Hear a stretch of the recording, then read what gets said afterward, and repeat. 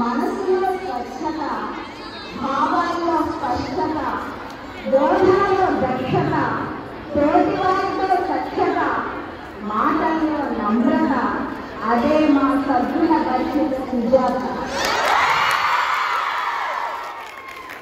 ఈ నిత్య సుందర వస్త్రాభరణ శోభిత రోజు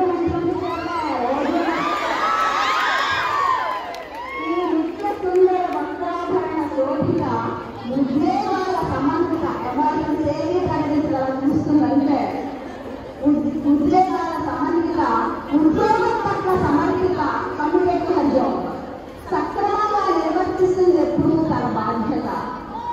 ఆమె మా సుజాత.